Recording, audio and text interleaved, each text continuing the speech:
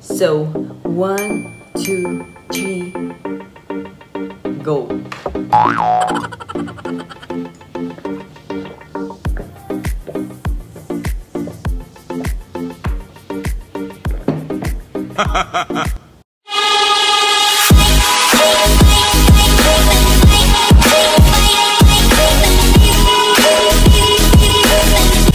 Hi everyone! Good morning! Welcome back to my channel guys. This is Eva. And for today's video, bago ako kakain, bago ako mag-breakfast, meron akong titikman na isang juice drink mix.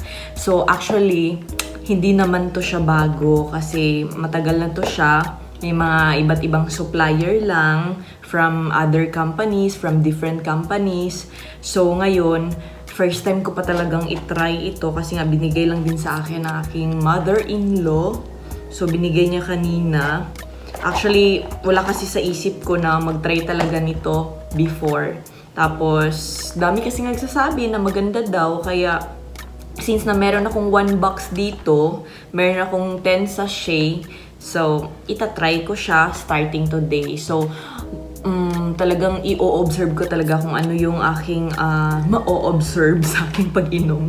Kasi ang daming nagsasabi na maganda daw to sa katawan. Kasi nga, yun nga, nag-detoxify, tapos antioxidant, tapos maganda daw siya sa may mga cyst, may mga bukol, ganyan. So, actually, marami na akong mga na-try na mga food supplement, kahit ano na lang.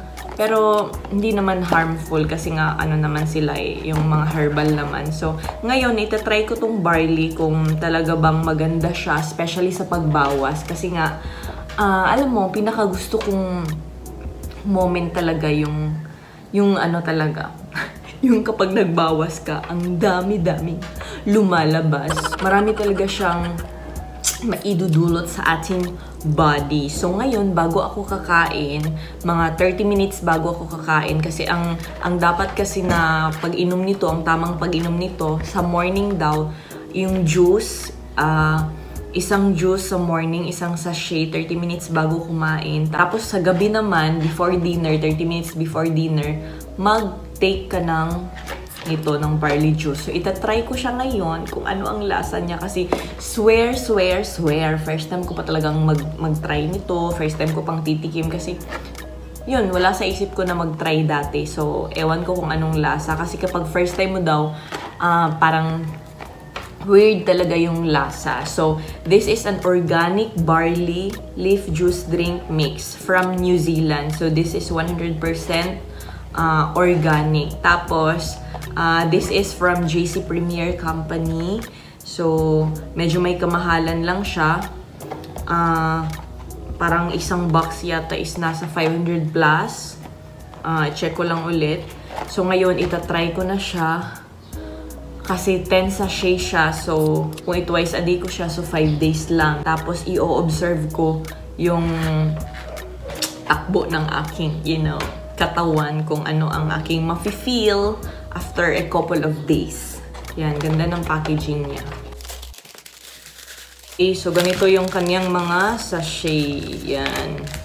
Yan siya. Hindi lang muna ako gagamit ng cold water kasi morning pa. Parang ayokong uminom ng cold. So, pwede naman yung tap water lang. So, ayan. So, this is powder. Oh my God. Para siyang milk tea. Milk tea. Para talaga siyang milk tea ang amoy niya. So, I hope parang milk tea din yung kanyang taste. Ayan.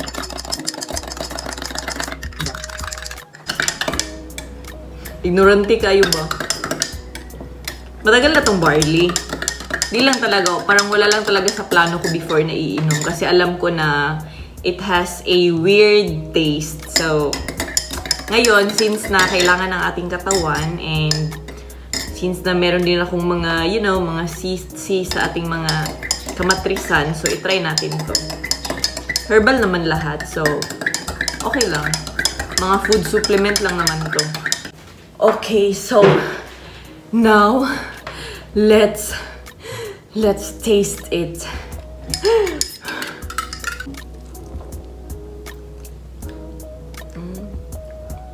Pero mas okay to kaysa sa Serpentina. Grabe talaga yung Serpentina. Ang pait-pait talaga. Kahit yung capsule nila, pait talaga sobra. Nakatry ako. Parang ang tagal mawala sa dito, sa tiyan mo. Tapos bumabalik yung pait sa dila.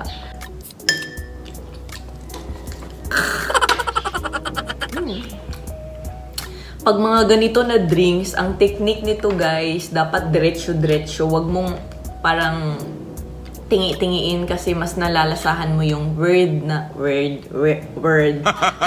So kasi mas malalasahan mo yung weird na taste. So dapat diretso-diretso, diba? So parang tubig lang ganyan. Okay. So 1, 2, 3, go.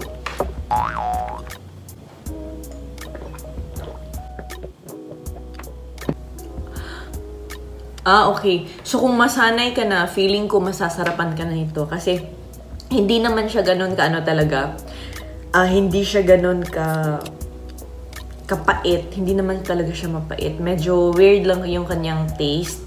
Tapos, kung bago ka pa, ramihan mo lang siguro yung tubig.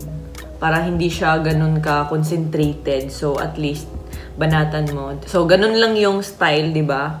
Bilisan mo lang. So, uubusin ko na siya. So, ayan, ubos na. Babalikan ko kayo. Mag-shoot ako ng short video lang. Magbibigay ako ng feedback after maubos to lahat. So, kung ano yung mararamdaman ko, mga couple of days, kung ano yung magandang epekto sa katawan. Diba? So, that's all for today, guys. That's all for this morning. And I hope na nagustuhan niyo ang video to. And for more videos, please do not forget to click like and subscribe and click the notification bell upang ma-notify kayo pag meron akong mga bagong videos. So, thank you! Bye!